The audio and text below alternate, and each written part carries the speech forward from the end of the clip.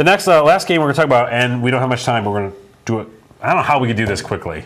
We just can't. You've got a little bit of time, but I flashed that up because I wanted to give you enough time. Oh, thank you very much, Scott. So go ahead and talk about Fallout. You're looking out for the world. He's looking out for us. Nice. I'm not looking out for anybody. I don't know. It's Fallout New Vegas. We got to talk about this. Yeah. I've definitely jumped back in, just like Godfather 3. Every time I get out, they pull me back in. So how far in it? Godfather 3 reference. Have you I am all the way into Vegas. I'm on the Strip, Nice. and I don't want to do spoiler. Can we do spoiler cam? I love it. He's like, you're going to do spoiler cam. I'm not. Well, we're in spoiler cam for a minute, and I don't want to spoil it to you. Right. But there's a character that you're chasing. Oh yeah. Kind of in the beginning. Yeah. And I kind of caught up with some of that stuff. Cool. So I'm quite far. I feel I'm quite far in the game, and I just like Fallout 3. It's exactly almost identical gameplay. It is. Yeah. It's full of bugs. There's a patch for it.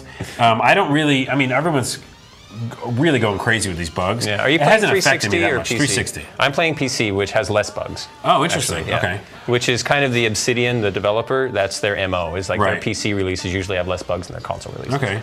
Well, I think the bugs that I've encountered, people floating every once in a while or something happening, have never really hindered my game in any real way. If someone was really messed up and stuck, I kind of went away, came back, they're fine. Right. It's nothing, and it's not every single person. Right. I very much like this game. I do too. It's hard not to fall back in love with these worlds. I know, and I actually think this one has a better story than Fallout 3. Oh, I do too. Yeah. The Fallout 3 story was so kind of scattered in my mind. Yeah. I just really feel like, wait, what am I doing again? Yeah. And that can happen in these open world games. It can, quite definitely. A bit. But this one feels like it keeps you on track. Well, and I think it's because of all the factions that are happening there. You feel like every place that you go in the world has weight and effect on all the other places around it. Yeah. Whereas in Fallout 3, it felt like there was a few key places that you would go to continue the main story, but everything else was just random. Yeah. And Fallout like aliens and stuff like that. Like, okay, that happened. Right, which is fun, and there is that stuff still. There's still a lot of wacky stuff in New Vegas, but in New Vegas, I just feel like everything is more relevant to the overall story. And the overall that's plot. a great point because I go off on this weird tangent somewhere, and I found this town where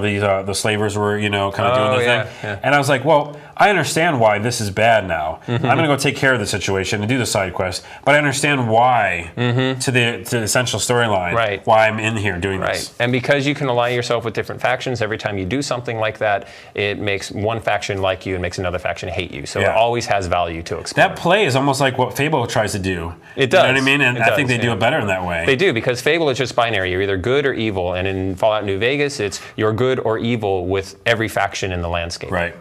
I do want to mention one. I know we're running out of time, Scott Jones, but I want to mention one bug that I thought was really fun. Yeah. I had a couple bugs that were like funny stories after.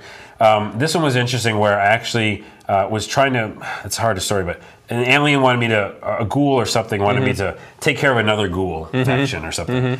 And so I did something where the AI would make the guy angry at me, but the quest line should be like, oh, you took care of the situation, let's go on to the next part of the quest. Right. What happened is the AI overrode the quest. So he got mad.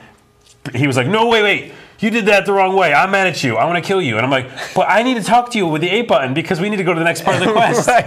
So I had to search in the forums and I found a way to do it. Was to run away from him and then wait for 24 hours and then come back and be like, can we talk again? I ran into bugs like that too, quest scripting bugs like that too. Yeah. So beware, but it's fun. Exactly. I would definitely say bye. Bye-bye. That's going to do it for today's review section. If you want us to review a game, you can tweet us and tell us. Say, review this one. Nice. And I'm on Twitter, and you're on Twitter. I am too. And Scott Jones on Twitter. And remember, we're going to do, tomorrow's going to play a video game. I will. It's going to be fun. You can add it to this board. I know. I got to try to beat my cohort. Dan Shoe's on there. Dan Shoe's on there. Brett's on there. Yep. Ryan. A lot of people on there. And also, if you want one of these keychains, go to dots.com on Twitter, and you can win one. Just say, I want a keychain, and follow them, and you can get the keychain. Nice. See you tomorrow with the video game. Okay.